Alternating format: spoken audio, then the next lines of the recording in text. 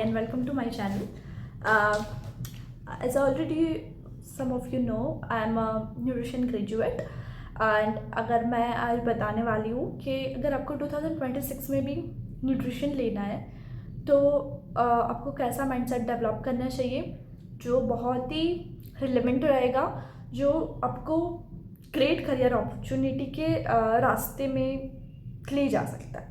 Like आपके लिए बहुत अच्छी आगे अपॉर्चुनिटी दे सकता है अगर आपके पास वो स्किल है तो।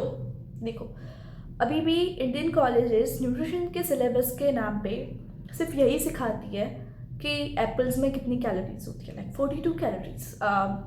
आयरन की कमी है तो फिर ग्रीन वेजिटेबल्स खाओ, सिट्रस फ्रूट्स दो अगर विटामिन सी की डेफिशिएंसी है, बस यही सिखाती है। और जो फूड टेबल्स होते हैं और एक्सचेंज टेबल होते हैं उसको रट्टा मराती है। This is now a date very out fashion, जो चैट जीपीटी बस 1 मिनट में ही कर सकते हैं। और चैट जीपीटी से भी कई अच्छे मॉडल्स हैं जो ये सारी चीज़ें बस कुछ सेकेंड्स में कर सकते हैं और ह्यूमन से भी बहुत ही ज़्यादा एक्यूरेसी से। आप पूरी वो फूड एक्सचेंज टेबल्स की लिस्ट याद नहीं रख सकते, बट चैट जीपीटी याद रख सकता है। So why people come to you? They will go to ChatGPT and other AI model and ask them, and they got a consultation free. आखिर में तो इन्फॉर्मेशन ही है ना, इन्फॉर्मेशन ही चाहिए उनको, तो इन्फॉर्मेशन ChatGPT दे रहा है तो आपके पास वो क्यों आएंगे।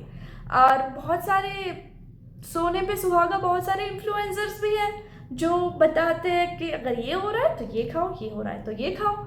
तो आपको कौन सी जॉब मिलेगी 2026 में अगर आप न्यूट्रिशन करना चाहते हो या तो ऑलरेडी ग्रेजुएट है तो।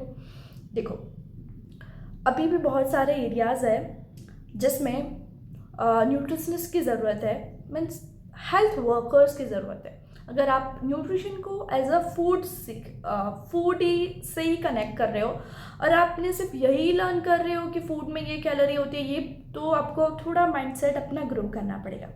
देखो, इन टुडे हमारी मेट्रो सिटी में AQI एवरीडे बहुत बढ़ रहा है, हमारी सॉइल क्वालिटी डिग्रेड हो रही है, फूड सिस्टम की तो ऐसी की तैसी हो चुकी है।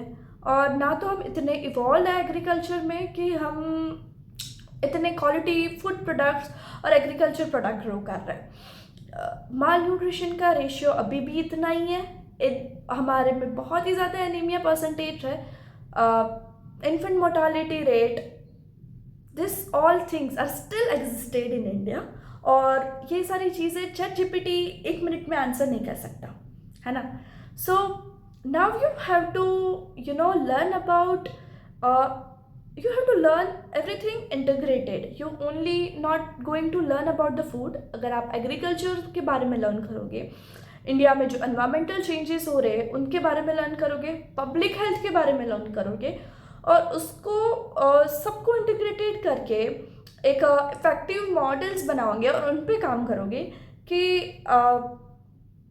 कैसे माल न्यूट्रिशन को ठीक किया जाए, कैसे एनीमिया परसेंटेज को लो किया जाए, कौन सी ऐसी स्ट्रेटजी होगी और कौन सी ऐसी रिसर्च जो पेस्टिसाइड्स हम यूज़ करेंगे जो फूड क्वालिटी और उनका न्यूट्रिशन इंडेक्स को कम नहीं करेगा। ये सारी चीज़ें अभी भी बहुत ही नीडेड है और यही चीज़ें हैं जो हमारे NCDs को स्टॉप कर सकती है और इंडिया को एक बेटर हेल्थ दे सकते हैं। और ये सारी चीज़ें अभी भी अनटच है।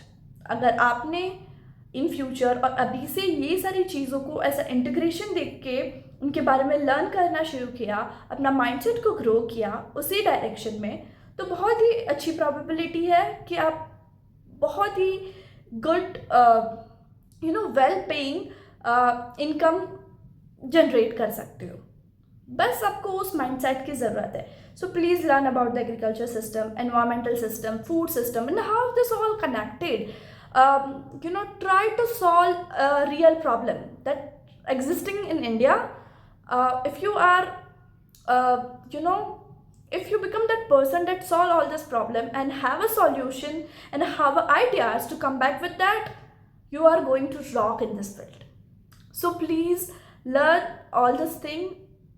ये ज़माना नहीं है सिर्फ कैलोरीज को रटने का और सिर्फ डाइट प्लान बनाने का। अगर आप ये सोच के इस फील्ड में आए हो तो सो मैनी पॉसिबिलिटीज़ कि आप अनएम्प्लॉयड रह के। ये बहुत ही कड़वा लग रहा है, but this is going to be reality. Okay, बस आज के लिए यही था। एज अ मैंने 5 साल न्यूट्रिशन पढ़ा है, तो अब मुझे पता है कि लाइक ये फील्ड कहाँ जा रही है और फ्यूचर में क्या हो सकता है, और हमें कैसे स्किल सीखना चाहिए। So please learn this all skills. If you learn this, you have a very very good career in nutrition and dietetics. Okay, आज के लिए इतना ही था। Bye bye.